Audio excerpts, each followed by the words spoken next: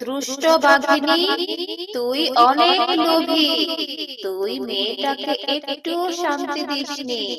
তুই মেয়েটার উপর অনেক অত্যাচার করেছিস, আর এখন এসে মেয়েটার গাছ থেকে চকলেটও খেতে দিস না। দাঁড়া, তোকে আমি তোর পাপের শাস্তি দিচ্ছি।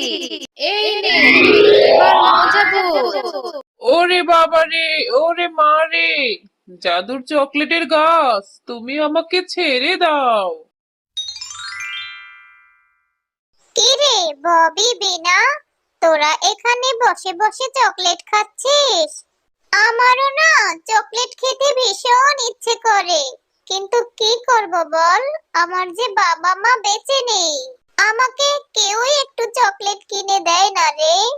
হ্যাঁ রে মিনা, এগুলি ডেইরি মিল্ক চকলেট। এই চকলেটগুলি খেতে ভীষণ মজা। একটা চকলেটের যে অনেক টাকা দাম। তুই খাবি?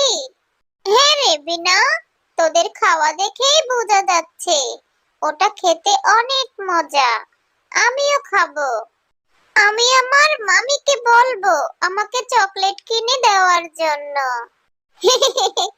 তোর মামি তোকে চকলেট কিনে দিবে? তোর মামি তো তোকে অনেক ধরে ধরে মারে। তুই চকলেট কি করে কিনে খাবি রে মিনা? তোর মামি তো তোকে সহ্যই করতে পারে না, তাহলে তোর মামি তোকে কি করে চকলেট কিনে দিবে আর তুই চকলেট খাবি? তোরা ঠিকই বলেছিস রে টুম্পা, আমার মা যে বেঁচে নেই। আমার মা বেঁচে থাকলে আমাকে এত কষ্ট করতে হতো না। আমিও তোদের মতো চকলেট খেতে পারতাম। আমি বাড়িতে যাই রে, আমাকে আবার বাড়িতে গিয়ে রান্না করতে হবে। এরপর মিনা মনটা খারাপ করে সেখান থেকে চলে যায় আর বাসায় গিয়ে রান্না করতে থাকে। মিনা যখন রান্না করছিল তখনই সেখানে তার মামি বাঘিনী চলে আসে। কি রে মিনা, এখনো তোর রান্না করা শেষ হয়নি? সেই কখন তোকে রান্না করতে বলেছি, এখনো রান্নাটা শেষ করতে পারিসনি? আমার মেয়ে টুম্পা কখন থেকে না খেয়ে আছে। আমার মেয়েকে আমি কখন খাবার দিব বলতো? এই তো মামি, হয়ে গেছে, আর কিছুক্ষণ লাগবে। তুমি ঘরে গিয়ে বসো মামি, আমি এক্ষুনি রান্না হয়ে গেলে তোমার জন্য আর টুম্পার জন্য খাবার নিয়ে আসছি।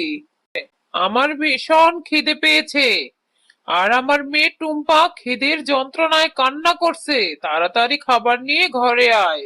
আর বিনা শোন, রান্না হয়ে গেলে তোকে আবার বাজারে যেতে হবে। রান্না শেষ করে আমার কাছে ঘরে আয়। মামি, আমার রান্না করা হয়ে গেছে, এবার বলো আর কি কাজ করতে হবে? ও, রান্না শেষ?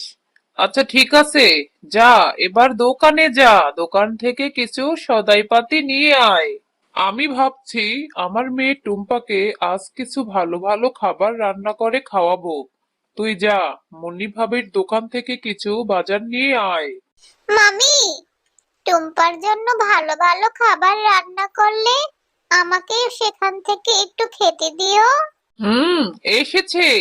ওর জ্বালায় আমি আমার মেয়েটাকে শান্তি মতো একটু ভালো খাবার খাওয়াতেও পারি না, এসেই ভাগ বসাতে চায়।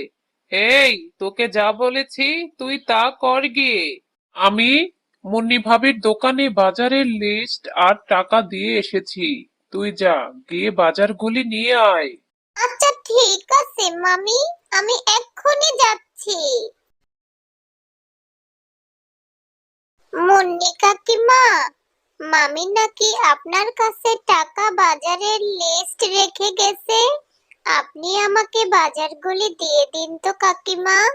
হ্যাঁ রে মিনা, তুই এত ছোট বাচ্চা, তুই কি করে এই বাজারগুলি বয়ে নিয়ে যাবি?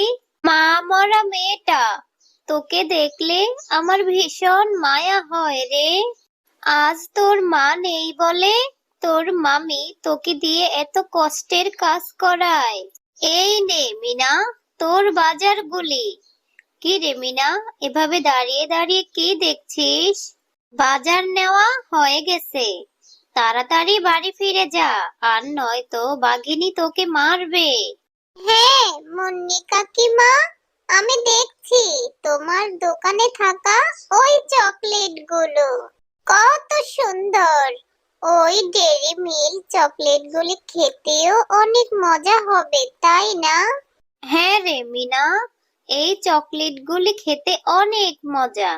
তুই কি খাবি?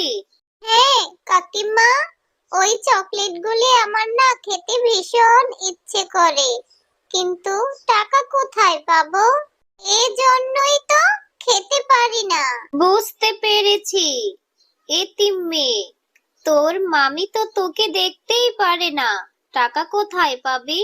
আচ্ছা ঠিক আছে, তোকে দেখে আমার ভীষণ মায়া হয়।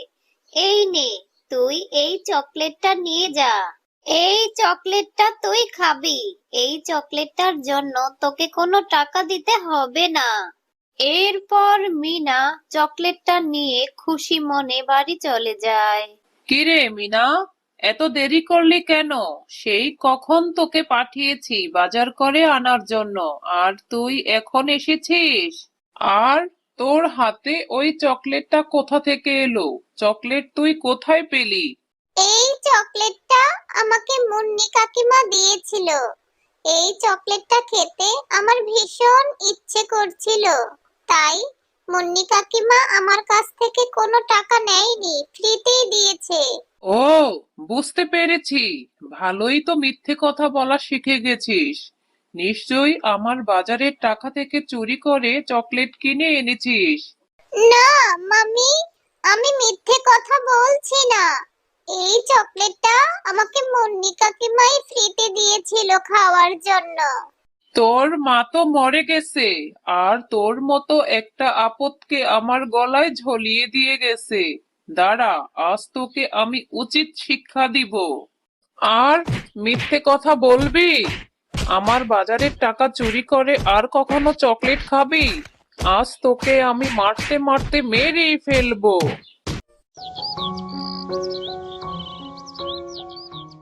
এই চকলেটটার জন্য আজ আমাকে কত মার খেতে হলো। আমি এই চকলেটটা খাবোই না। আমি এই চকলেটটা এই পুকুরেই ফেলে দিব। আমি আর কোনোদিন চকলেট খাবো না। এ কথা বলে মিনা চকলেটটা পুকুরের পানিতে ফেলে দেয়, আর একটি গাছের নিচে বসে মনের কষ্টে কান্না করতে থাকে। আর তখনই সেখানে একটি ডাইনি চলে আসে। আরে, এই ছোট্ট মেয়ে, তুই এখানে বসে বসে কান্না করছিস কেন রে?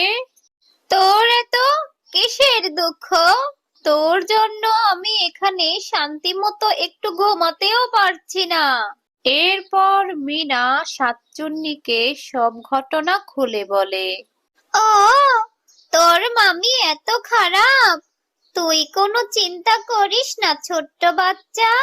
তুই যেই জায়গায় চকলেটটা ফেলেছিস সেখানে যা, গিয়ে দেখবি সেখানে কত বড় একটা চকলেটের গাছ হয়েছে। সেই গাছ থেকে তুই যত ইচ্ছা তত চকলেট পেড়ে খেতে পারবি। তুমি সত্যি বলছো সাতচুন্নি? আচ্ছা ঠিক আছে। আরে, সাতচুন্নির কথা তো সত্যি হলো। এখানে তো আমি চকলেটটা ফেলেছিলাম, আর এখানে এত বড় একটা চকলেটের গাছ হলো। মামি, তাড়াতাড়ি আসো, এসে দেখে যাও আমাদের এই পুকুরে কত বড় একটা চকলেটের গাছ হয়েছে। হ্যাঁ রে মিনা, এটা তো অবাক করার বিষয়। পুকুরে নাকি আবার চকলেটের গাছ হয়? আচ্ছা যাই হোক, এই গাছের চকলেট তুই একটাও খাবি না।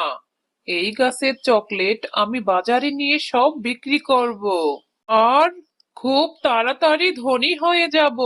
কিন্তু মামি, এই চকলেটের গাছটা তো আমাকে সাতচন্নি দিয়েছিল। চকলেটটা আমি ফেলে দিয়েছিলাম, আর সেখান থেকে এই চকলেটের গাছটা হলো। চুপ থাক, অনেক মিথ্যে কথা বলিস তুই। এই চকলেটের গাছ আমার পুকুরে হয়েছে, তাই এখন থেকে এই চকলেটের গাছের মালিক আমি।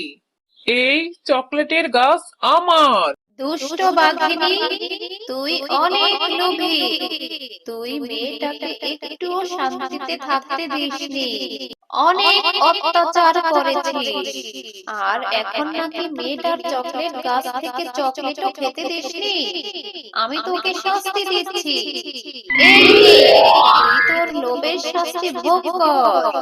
ওরে বাবা রে, ওরে মা রে, জাদু চকলেটের গাছ, তুমি আমাকে ছেড়ে দাও। আমি আর মিনার সাথে কখনো এরকম করব না। মিনাকে আমি আমার নিজের মেয়ের মতো আদর যত্ন করব। জাদুই চকলেটের গাছ, তুমি মামিকে ছেড়ে দাও। মামি ছাড়া যে আমার এই দুনিয়াতে কেউ নেই। মামি আর কখনো এরকম করবে না। ঠিক আছে রিনা, আমি শুধু তোমার কথায় বাঘিনীকে ছেড়ে দিচ্ছি। এরপরও যদি বাঘিনী তোমার সাথে এরকম করে, তাহলে এর ফল কিন্তু ভালো হবে না।